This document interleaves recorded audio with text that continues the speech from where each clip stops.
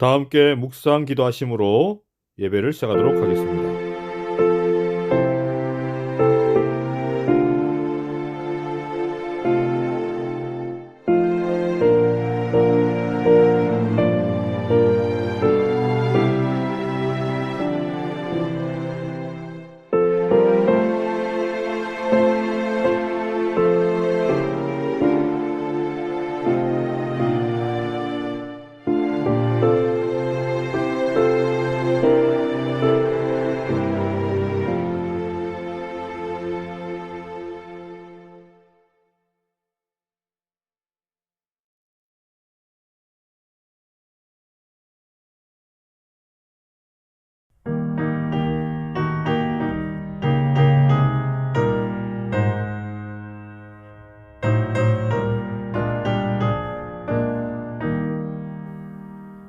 거친 세파에서 실패했거든. 그 손못 자국 만져라. 고된 일 하다가 힘을 얻으리. 그 손못 자국 만져라. 그 손못 자국 만져라. 그 손못 자국 만져라. 주가 널 지키며 인도하시리. 그 손못 자국 만져라. 내가 어둠 속을 걸어갈 때면 그 손못 자국 만져라. 주의 빛 가운데 길을 살리라. 그 손못 자국 만져라. 그 손못 자국 만져라. 그 손못 자국 만져라. 주가 널 지키며 인도하시리. 그 손못 자국 만져라. 내가 부활의 주 따라가려면 그 손못 자국 만져라. 주가 참 평안을 내게 주시리. 그 손못 자국 만져라. 그 손못 자국 만져라. 그 손못 자국 만져라. 주가 널 지키며 인도하시리. 그 손못 자국 만져라. 너의 죄 무거워 감당 못할 때 그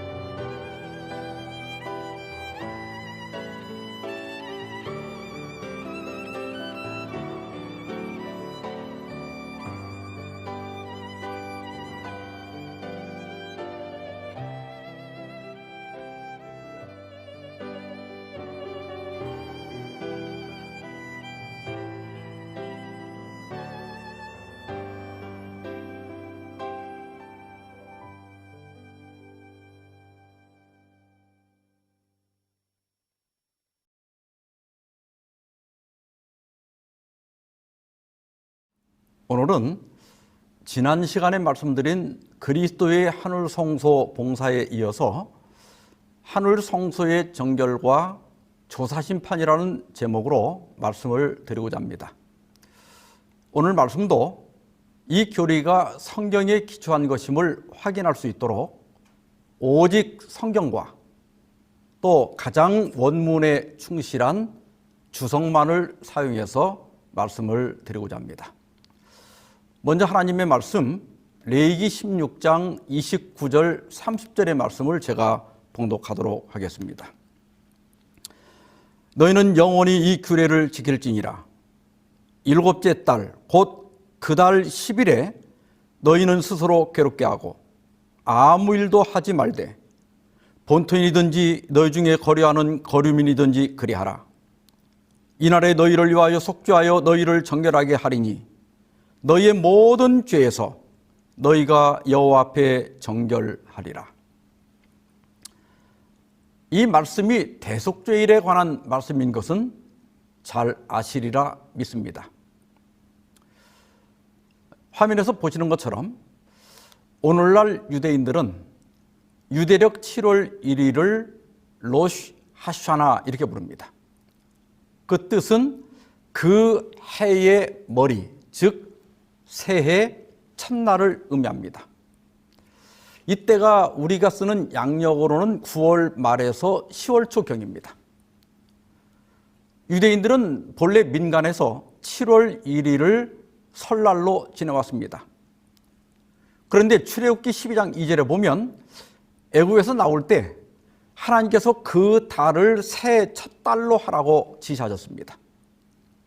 그래서 유대인들은 종교력으로는 니산월을 1월로 하고 있지만 설날은 민간력에 따라서 티시리월, 즉 7월 1일로 지키고 있습니다.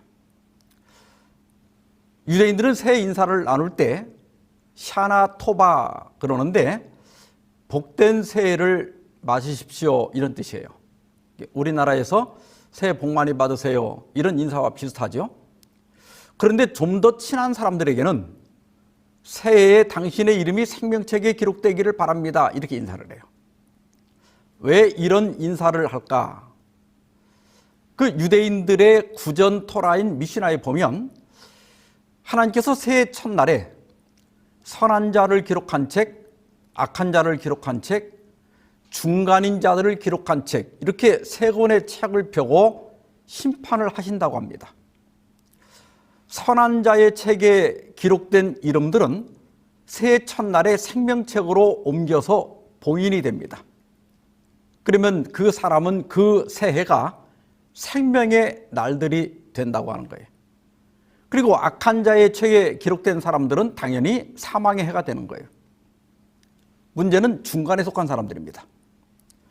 이런 사람들은 대속죄일까지 10일간 유예기간이 주어집니다. 이 기간 동안에 회개하면 자신의 이름이 생명책으로 옮겨갈 수가 있습니다.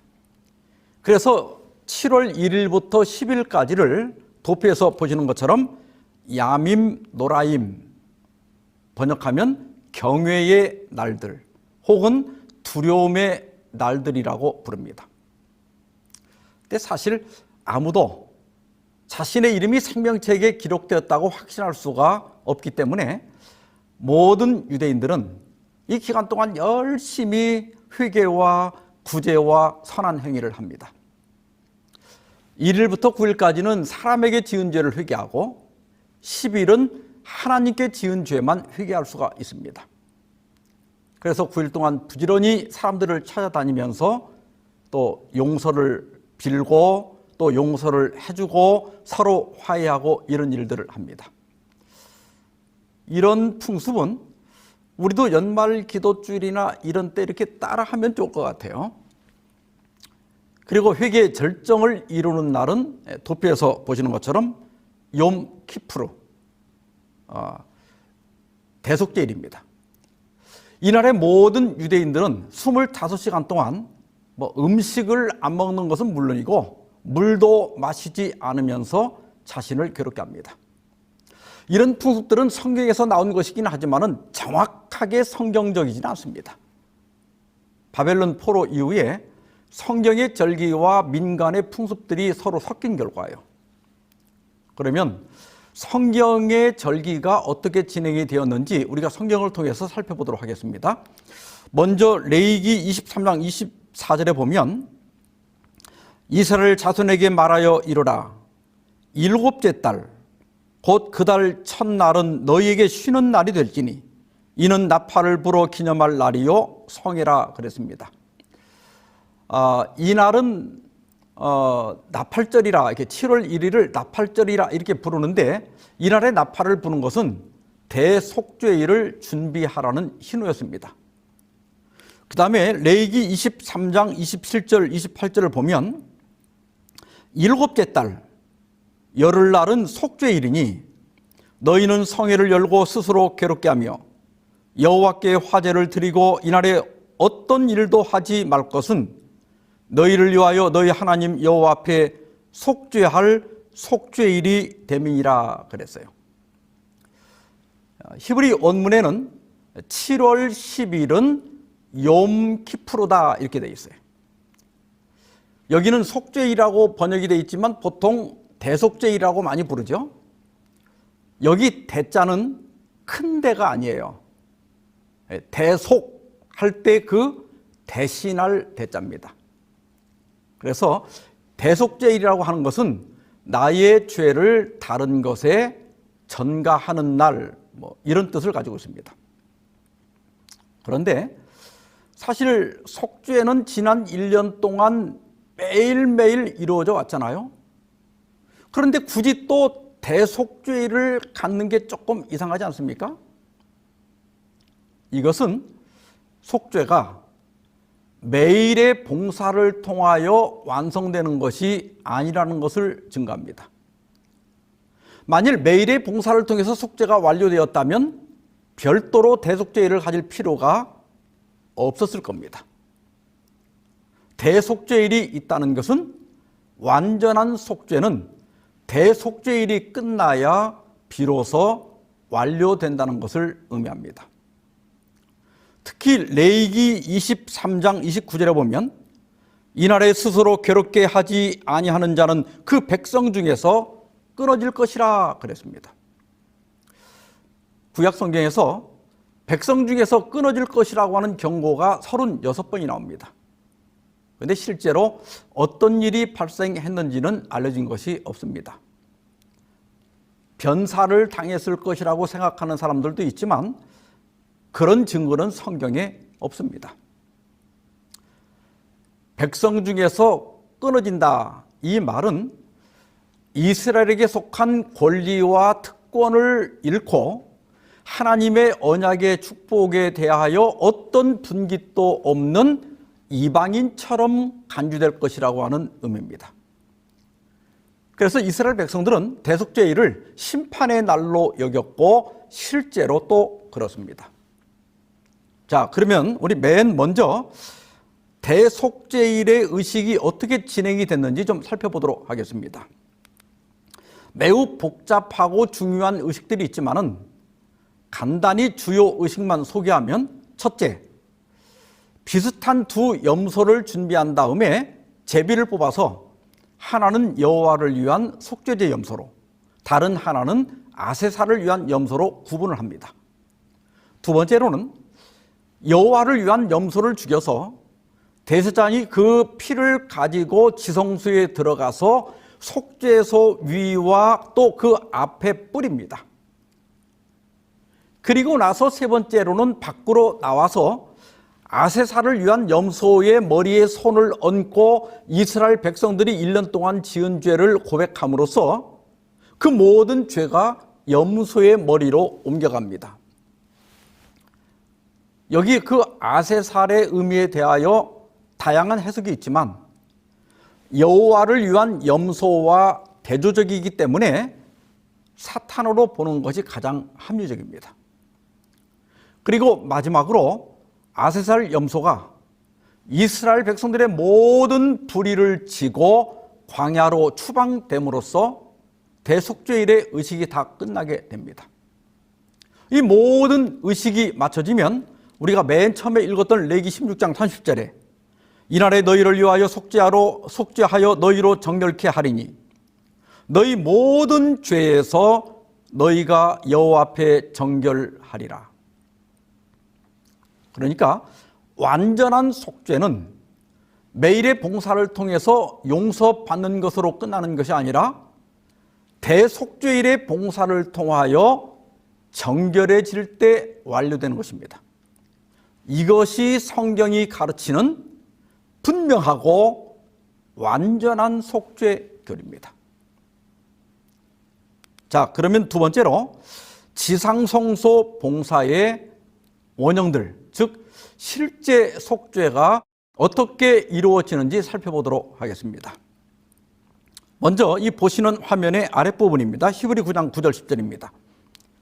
이 장막은 현재까지의 비유니 이에 따라 드리는 예물과 제사는 섬기는 자를 그 양심상 온전하게 할 수 없나니 이런 것은 먹고 마시는 것과 여러 가지 씻는 것과 함께 육체의 예법일 뿐이며 개혁할 때까지 맡겨둔 것이니라. 여기 지상성소를 뭐라고 했지요? 비유니 그랬어요. 다른 말로 하면 모형이니 이런 모형으로는 그 섬기는 자를 양심상 온전하게 할 수 없었다. 왜냐하면 짐승으로는 실제적 속죄가 불가능하기 때문입니다. 따라서 이것은 개혁할 때까지, 다시 말하면 실체가 와서 바로 잡는 데까지 맡겨둔 것이라 그랬어요. 그러니까 이 지상성소 봉사는 모형이며 실체이신 예수께서 오실 때까지만 효력을 갖는 임시적인 것이라는 거예요. 그리고 11절, 12절에서 그 비유의 실체를 설명합니다. 여러분 보시는 화면에 그 위에 있는 칸입니다. 그리스도께서는 장래일에 대제사장으로 오사 손으로 짓지 아니한 것 곧 이 창조에 속하지 아니한 더 크고 온전한 장막으로 말미암아 염소와 송아지 피로 하지 아니하고 오직 자기의 피로 영원한 속죄를 이루사 단번에 성소에 들어가셨느니라. 여기에 하늘의 그 원형을 설명하고 있습니다. 실체이신 그리스도께서 대제사장으로 오사 그랬는데 이 동사의 시제가 과거입니다. 그러니까 이 히브리서가 기록된 63년경에는 이미 예수께서 하늘 성소에 오셨다 혹은 나타나셨다는 뜻이에요. 그리고 모형이 아닌 원형에서 짐승의 피가 아닌 자기의 피로 영원한 속죄를 이루셨다는 것입니다. 그리고 여기 단번에 성소에 들어가셨다 그랬는데, 이 단번에라고 하는 것은 24절 이하에 보면 모형에서는 대제사장이 매년 반복해서 지성소에 들어가야 했지만 예수님은 단번에, 즉 영구적으로 한울 지성소에 들어가셨다는 뜻입니다. 왜 예수 그리스도의 한울 성소 봉사가 필요했는가? 히브리 10장 4절에 보면 이는 황소와 염소의 피가 능히 죄를 없이 하지 못함이라 그랬습니다. 모형에서는 죄인을 대신해서 매일 많은 짐승들이 피를 흘렸지만 그것이 능히 죄를 없이 하지 못했다는 것입니다. 만약 짐승이 죽어서 내 죄를 용서할 수 있었다면 예수께서 굳이 십자가에 죽으실 이유가 없었을 겁니다. 이 모든 과정을 그림으로 좀 나타내 보면 여러분들이 보시는 것처럼 유대의 1년은 예수께서 한울 성소에 들어가신 31년부터 그 한울 성소의 모든 봉사가 끝날 때까지의 교회 시대를 상징하고 있습니다.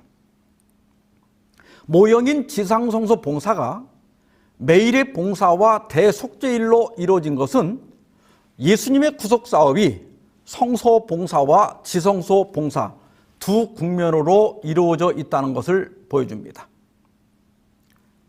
모형에서는 많은 짐승의 피가 흘려졌지만 죄를 실제로 용서할 수가 없었습니다.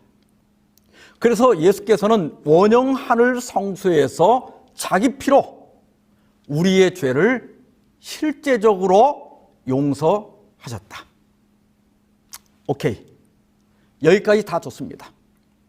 그러면 이제 우리 죄가 실제로 용서된 것 아닙니까? 그러면 끝난 것이지. 왜 또 한울 지성소 봉사가 필요한가 하는 의문이 남습니다. 레위기 4장에 보면 범죄한 자의 그 신분이나 영향력에 따라서 속죄하는 방식이 달랐습니다. 이 화면에 그 왼쪽 칸에 보시는 것처럼 제사장이나 또 온 회중이 범죄했을 때는 수송아지 피를 가지고 성소 안에 들어가서 휘장 앞에 7번을 뿌렸습니다. 그런데 족장이 범죄했을 때는 숫염소의 피를 번제단에다가 발랐어요. 또 평민이 범죄했을 때는 암염소나 혹은 어린 양의 피를 번제단 뿔에 발랐습니다. 이렇게 제물이나 또 피를 적용하는 방식은 다소 달랐지만 어쨌든 간에 그 죄가 죄인에게서 성소로 옮겨진다는 점에서는 같습니다. 그리고 이제 그 화면에 오른쪽에 있는 것처럼 레위기 16장 16절에 보면 대속죄일의 의식을 통해서 곧 이스라엘 자손의 부정과 그들이 범한 모든 죄로 말미암아 지성소를 위하여 속죄하고 또 그들의 부정한 중에 있는 휘막을 위하여 그같이 할 것이요 그랬어요.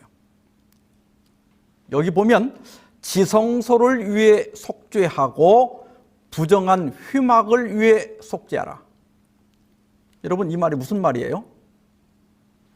매일의 속죄 의식을 통하여 죄가 성소로 옮겨짐으로써 지성소와 또 성소의 모든 기구들이 부정해졌다는 것을 의미하는 거예요.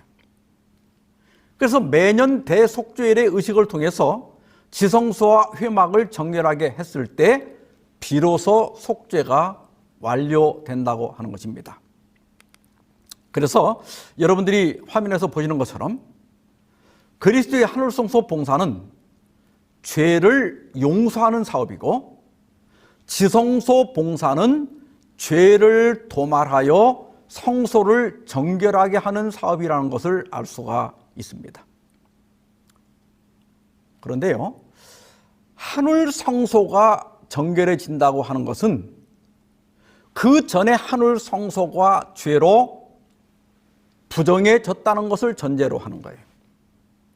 그래서 어떤 분들은 아니, 하늘이 어떻게 죄로 부정해질 수 있느냐 이렇게 항변하시는 분들이 있어요.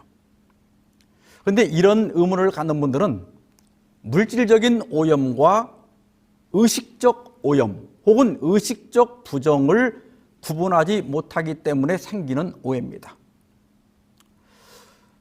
고린도 후서 5장 21절에 하나님이 죄를 알지도 못하신 이를 우리를 대신하여 죄로 삼으셨다 그랬어요.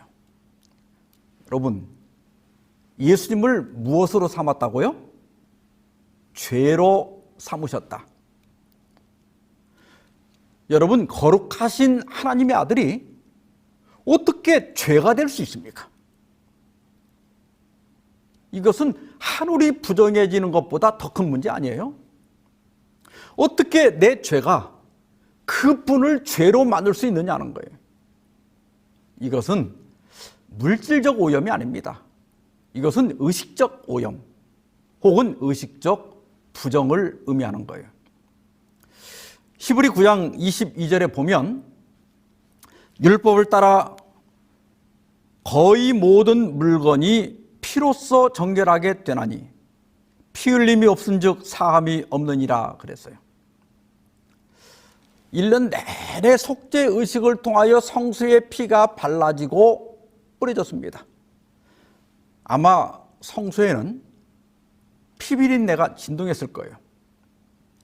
그런데 대속죄일에 성소를 정결하게 하는 것이 만약에 물질적인 것이라면 1년 동안 바르고 뿌린 이 피를 물이나 그 세제 이런 걸 이용해서 아마 씻어냈을 거예요. 청소를 했을 거라고요.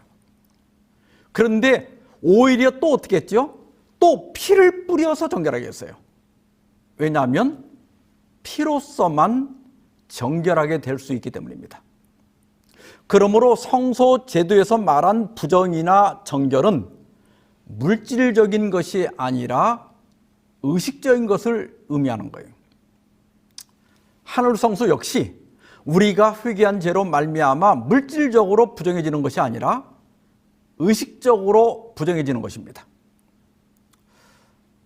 이런 예가 적절할지 모르지만 요즘은 은행에 직접 가지 않아도 모바일 뱅킹을 통해서 계좌 이체를 할 수 있죠. 그러면 그 상대방에게 물질적으로 당장 돈이 가는 건 아니지만은 실제로 돈이 입금이 됩니다.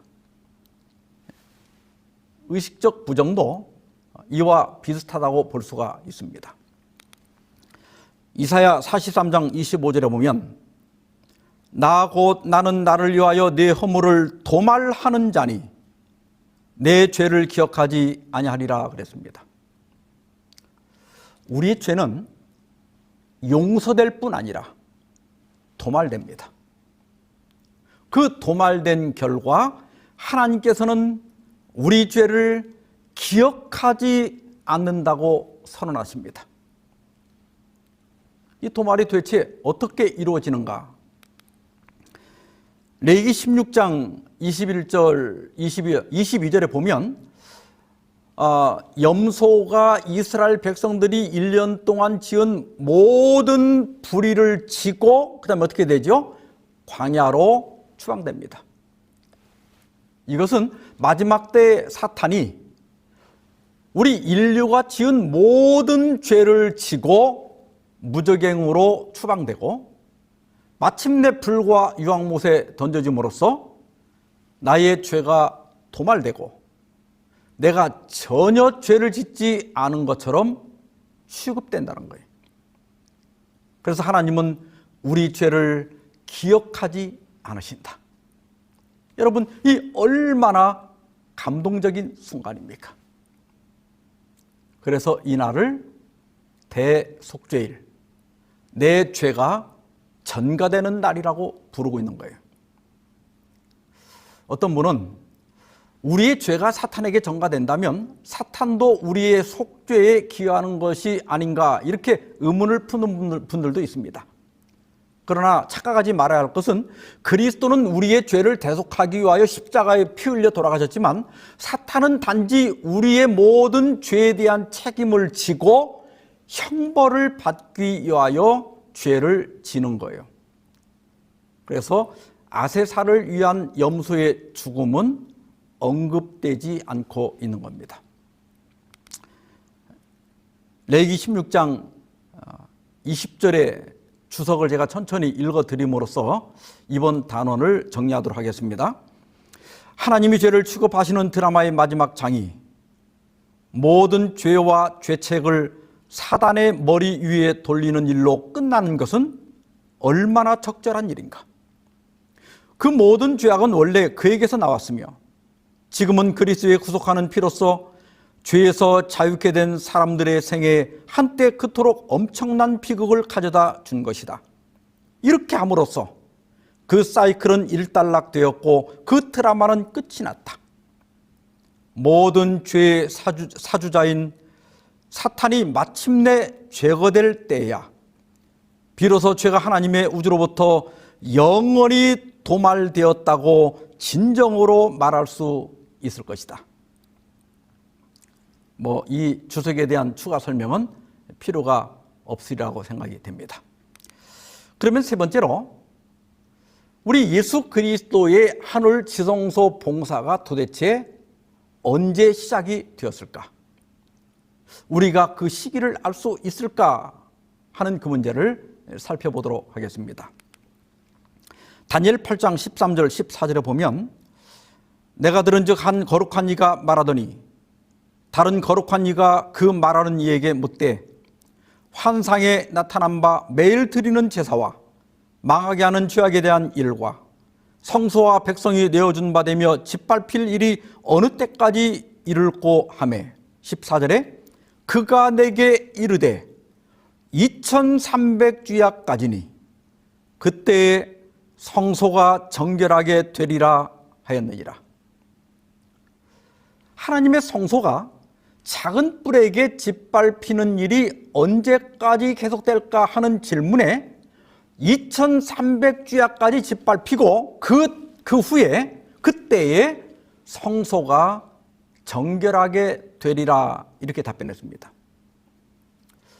우리는 여기 말한 성소 정결이 우리가 지금까지 앞에서 살펴본 그 대속죄일과 관련되어 있다는 것을 단번에 알 수가 있습니다. 다니엘서 7장은 9장까지 계속됩니다. 7장의 그 환상이 8장, 9장에서 반복되면서 동시에 중요한 부분이 확대되고 있습니다. 다니엘 8장 14절은 분명히 2300주야 후에 원형적 성소 정결이 있을 것을 예언하고 있습니다. 여기 다니엘 7장에서 9장까지를 다 설명하려면 시간이 굉장히 많이 필요하기 때문에 여기서는 간단하게 그림으로 설명을 하겠습니다. 여러분들이 그림을 잘 보시기 바랍니다. 다니엘서 9장 25절에 보면 2300주야의 예언을 해설하러 온 가브리엘 천사가 2300주야의 기산점을 예루살렘 중건령으로 잡습니다. 그래서 2300주야의 시작은 주전 457년입니다. 그리고 에스겔 4장 6절에 보면 예언상 하루는 실제로는 1년이라고 했기 때문에 2300주야, 2300 밤낮은 실제 연대로는 2300년이 됩니다. 그래서 주전 457년부터 2300년이 지나면 주후 1844년이 됩니다. 여러분들이 그림에서 보시는 것처럼 예수님께서 31년에 승천하셔서 아담 이후로 회개한 모든 죄를 자기 피로 용서하시는 사업을 진행하셨습니다. 그리고 다니엘 8장 14절의 예언대로 2300주야의 예언이 마치는 1844년에 한울 지성소 봉사를 시작하셨는데 이것이 바로 죄의 도말 사업이고, 이 봉사를 통하여 모든 죄가 사탄에게 전가됨으로써 하늘 성소가 정결해지고 속죄 사업이 완료되는 것입니다.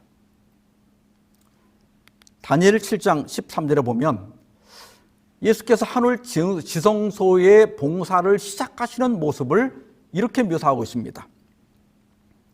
내가 또 밤 환상 중에 보니 인자 같은 이가 하늘 구름을 타고 와서 옛적부터 항상 계신 이에게 나아가 그 앞에 인도되매. 여기 인자 같은 이는 누구지요? 예수님이시죠? 그런데 하늘 구름을 타고 이 지상으로 오는 것이 아니라 옛적부터 항상 계시니 누구지요? 성부 하나님. 그 앞으로 인도되셨다고 하는 것은 성부 하나님께서 계시는 하늘 지성소로 들어가셨다는 것입니다. 그래서 1844년 이후 우리가 살고 있는 지금은 예수께서 하늘 지성소에서 죄의 도말 사업을 진행하고 계시는 엄숙한 시간인 것을 알 수가 있습니다. 이제 네 번째로 대속죄일에 하늘에서 진행되는 가장 중요한 조사 심판에 대해서 살펴보기로 합시다. 다니엘서 7장 9절 10절입니다.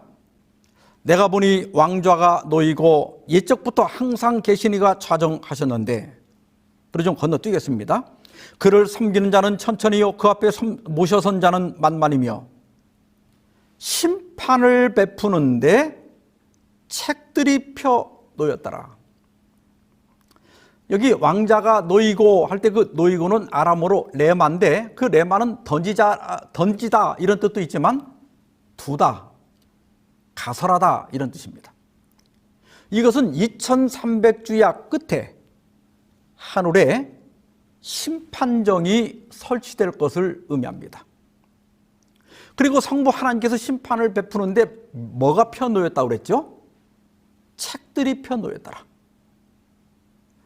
여러분, 하나님께서 왜 책을 펴놓았을까요? 당연히 그 책의 기록들을 조사하기 위한 거죠. 그래서 우리는 이 심판을 가리켜서 조사 심판이라고 하는 겁니다. 계시록 20장 12절에도 보면 또 내가 보니 죽은 자들이 큰 자나 작은 자나 그 보좌 앞에 서 있는데 책들이 펴 있고 또 다른 책이 펴졌으니 곧 생명책이라. 죽은 자들이 자기 행위를 따라 책에 기록된 대로 심판을 받으니 그랬어요. 여기 책들이 펴 있다. 그러니까 한 권이 아니죠. 적어도 한 권 이상의 책이 펴 있다는 뜻이고, 그리고 또 다른 책이 펴졌는데 무슨 책이라고 그랬죠? 생명책이 펴 있다 그랬어요. 그러니까 하늘에는 생명책과 그 외에 몇 권의 책이 더 있다는 것을 알 수가 있습니다. 어떤 책이 있을까? 먼저는 생명책이 있습니다. 계시록 21장 10절에 보면 거룩한 성 예루살렘이 보이니 그랬어요. 그리고 건너뛰어서 27절에 무엇이든지 속된 것이나 가정한 일 또는 거짓말하는 자는 결코 그리로 들어오지 못하되 오직 어린 양의 생명책에 기록된 자들 뿐이라. 그러니까 새 예루살렘에는 생명책에 이름이 기록된 사람들만 들어간다. 그리고 20장 15절에 보면 누구든지 생명책에 기록되지 못한 자는 불못에 던져지더라 그랬어요. 그리고 두 번째는 기념책이 있습니다. 말라기 3장 16절에 보면 그때 여호와를 경외하는 자들이 피차에 말하매 여호와께서 그것을 분명히 들으시고 여호와를 경외하는 자와 그 이름을 존중히 생각하는 자를 위하여 여호와 앞에 있는 뭐라고 그랬죠? 기념책에 기록하셨느니라. 아마 이 책에는 우리의 모든 의로운 행위들이 빠짐없이 기록될 겁니다. 유혹을 물리친 것, 악을 이긴 것, 또 우리가 이 신앙을 위하여 희생한 모든 것들, 또 모든 손실, 심지어 우리가 부드러운 자비로 표현한 모든 말들까지도 자세히 기록된다 그랬어요. 그리고 세 번째로는 죄책이 있습니다. 이사야 65장 6절에 보면 보라 이것이 내 앞에 그다음에 뭐라고 그랬죠? 기록되었으니 내가 잠잠치 아니하고 반드시 보응하되 그들의 품에 보응할지라. 너희 죄가 기록되었으니 내가 보응하겠다. 또 전도서 12장 14절에도 하나님은 모든 행위와 모든 은밀한 일을 선악간에 심판하시리라. 이 죄의 책에는 모든 인류가 지은 모든 죄들이 빠짐없이 기록되어 있습니다. 하나님께서는 1844년에 하늘 지성수에 심판정을 설치하시고 책들을 펴서 거기 기록된 사람들이 과연 하나님의 나라에 들어갈 합당한 자격이 있는지 조사를 하신다는 거예요. 근데 어떤 사람들은 한 번 구원받으면 영원히 구원받는다고 가르칩니다. 분명 듣기는 좋은 말이지만 절대로 성경적인 교리는 아닙니다. 빌립보 2장 12절에 보면 두렵고 떨림으로 너희 구원을 이루라 이렇게 말씀하셨고, 또 고린도전서 10장 12절에는 선줄로 생각하는 자는 넘어질까 조심하라 그랬어요. 여러분, 이 말씀은 우리가 이미 얻은 그 구원을 잃어버릴 수 있음을 경고하는 말씀이에요. 그래서 시브리 6장 5절에 보면 하나님의 선한 말씀과 내세의 능력을 맛보고도 타락한 자들은 다시 새롭게 하여 회개하게 할 수 없나니 그랬어요. 말씀과 내세의 능력을 맛보고도 타락할 수 있고 회개할 수 없다는 것을 강력히 경고하는 말씀입니다. 우리가 예수 그리스도를 믿고 구원을 받으면 분명히 우리 이름이 하늘 생명책에 기록됩니다. 그런데 한 번 생명책에 기록되면 어떤 경우에도 지워지지 않을까요? 지워질 수도 있을까요? 모세가 배도한 이스라엘 백성을 위하여 중재하면서 하나님 그를 용서하지 않으시려면 차라리 내 이름을 지워주십시오 이렇게 요청했을 때 출애굽기 32장 33절에 보면 여호와께서 모세에게 이르시되 누구든지 내게 범죄하면 내가 내 책에서 그를 지워버리리라 이렇게 말씀했어요. 또 시편 69편 28절에 보면 다윈들은 악인들에 대하여 언급하면서 그들을 생명책에서 지우사 의인들과 함께 기록되지 말게 하소서 그랬어요. 성경은 분명히 생명책의 이름들이 지워질 수 있다고 증거합니다. 두렵고 기분 좋은 말은 아니지만 성경의 진리입니다.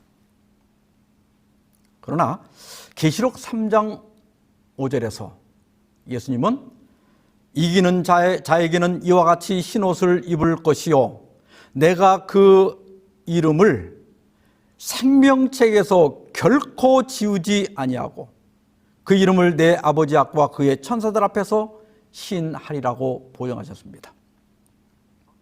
여러분, 이러한 조사심판 교리는 부담스럽긴 하지만 성경 여러 곳에 언급된 성경의 진리입니다. 그 한 예를 들면 마태복음 22장에 보면 예복을 입지 않은 손님의 비유가 나오죠. 어떤 임금이 자기 아들을 위해서 혼인잔치를 베푸는데 9절부터 보면 내 거리 길에 가서 사람을 만나는 대로 혼인잔치에 청하여 오너라 한데 종들이 길에 나가서 악한 자나 선한 자나 만나는 대로 모두 데려오니 혼인잔치에 손님들이 가득한지라 그랬어요. 그 다음에 어떤 일이 벌어집니까?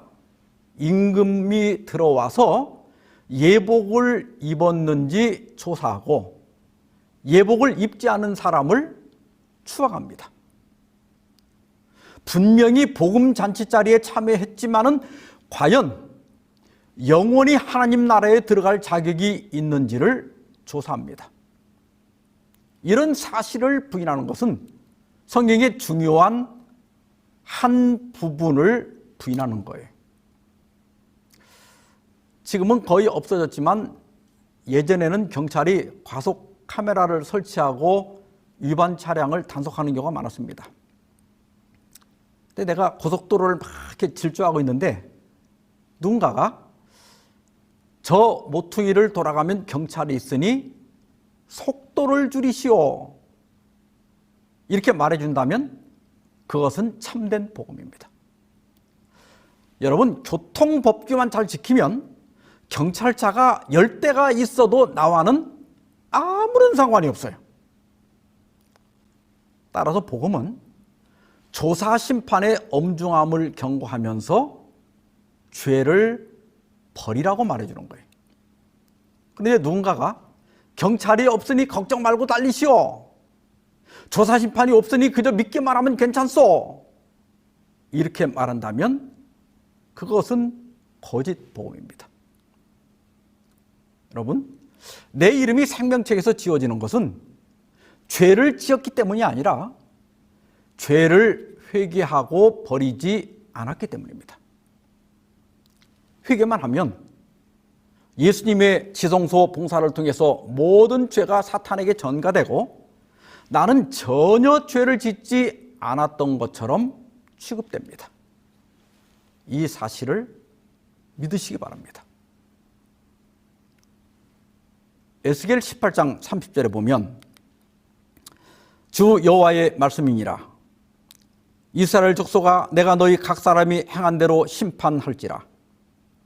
너희는 돌이켜 회개하고 모든 죄에서 떠날지어다. 그리한즉 그것이 너희에게 죄악의 걸림돌이 되지 아니하리라. 범죄한 이스라엘은 하나님의 공의가 자신들의 걸림돌이라고 생각했어요. 그러나 실상은 그들의 죄악이 걸림돌이었습니다. 어떤 사람들은 조사 심판을 걸림돌로 생각하고 그 엄중함을 축소하는 사람도 있고 아예 부인하는 사람도 있습니다. 그러나 우리 구원의 걸림돌은 조사 심판도 아니고 우리가 지은 죄도 아니고 그 죄를 회개하고 버리지 않은 것이 걸림돌이 될 것입니다. 따라서 하나님께서는 심판을 경고하면서 돌이켜 회개하고 모든 죄에서 떠나라고 권고하십니다. 그러면 조사심판이 아무리 엄중하다 할지라도 나와는 상관이 없어요. 두려워할 필요도 없고 구원의 걸림돌이 될 어떤 이유도 없게 됩니다. 사도 베드로는 솔로몬 행각에서 이렇게 외쳤습니다. 사도행전 3장 19절 20절. 그러므로 너희가 회개하고 돌이켜 너희 죄 없이 함을 받으라. 이같이 하면 새롭게 하는 날이 주 앞으로부터 이룰 것이요 또 주께서 너희를 위하여 예정하신 그리스도 곧 예수를 보내시리니. 여기 새롭게 되는 날은 헬라어로 아나치식스인데 상쾌하게 함, 휴식, 해방 이런 뜻입니다. 우리가 회개하고 돌이키면 예수님께서 하늘 지성소 봉사를 통하여 우리의 모든 죄를 사탄에게 전가시키므로 우리에게서 죄를 완전히 도말하십니다. 우리는 전에 지은 죄에 대하여 다시는 추궁을 받거나 비난을 받거나 부끄러워하거나 가책을 느낄 필요가 없게 됩니다. 우리는 전혀 죄를 짓지 않은 사람처럼 인정되고 너희 모든 죄에서 내가 여호와 앞에 정결하다 이렇게 선언될 것입니다. 그때 주 앞으로부터 상쾌하게 되는 날, 참된 휴식과 해방의 날이 이르게 될 것입니다. 그리고 머지않아 하늘 지성소 봉사를 끝내신 예수께서 제사장의 옷을 벗으시고 이제는 만왕의 왕 만주의 주로서 정결해진 우리를 데리러 하늘로조차 강림하실 것입니다. 우리는 분명 엄중한 시기에 살고 있습니다. 우리의 대제사장이신 그리스도께서 하나님 앞에서 우리를 위하여 중보자로 봉사하고 계실 때 담대히 은혜의 보좌 앞에 나아가 우리 스스로를 괴롭게 하며, 다시 말해서 우리의 죄를 회개하고 버림으로써 심판을 이기고 마침내 승리하게 되길 바라면서 오늘 말씀 마치겠습니다. 다 함께 마치는 찬미가 460장 걸음마다 주와 함께 찬미하시겠습니다. 걸음마다 주와 함께 숨 쉴 때도 주와 함께 언제든지 주와 함께 내 생활 모두 기도라 기도 시간 기쁨 넘쳐 하늘의 평화 마음에 차고 생명샘물 솟아나네 무릎 꿇고 기다리면 속삭이는 주의 음성 성경 말씀 확실하여 내 소망 거기 다 있네 저의 약속 편지 않네 기도의 능력 하늘을 열어 빛난 영광 보여주네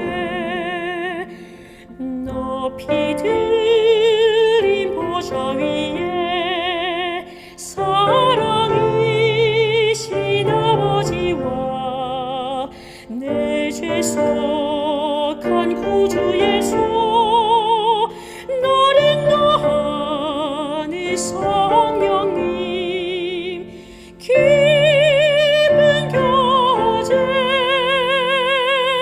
하나 됐네 하늘의 뜻이 땅에서 이뤄 천국 생활 즐거워라. 이제는 이 세상을 이처럼 사랑하사 독생자 예수 그리스도를 보내신 아버지 하나님의 그 크신 사랑과 우리를 위하여 이 땅에 오셔서 십자가에 피 흘려 돌아가심으로 우리를 죄에서 영원히 구속하신 예수 그리스도의 은혜와 우리를 은혜의 보좌 앞으로 인도하실 성령의 교통하심이 이제로부터 영원까지 너희와 함께 있을지어다. 아멘.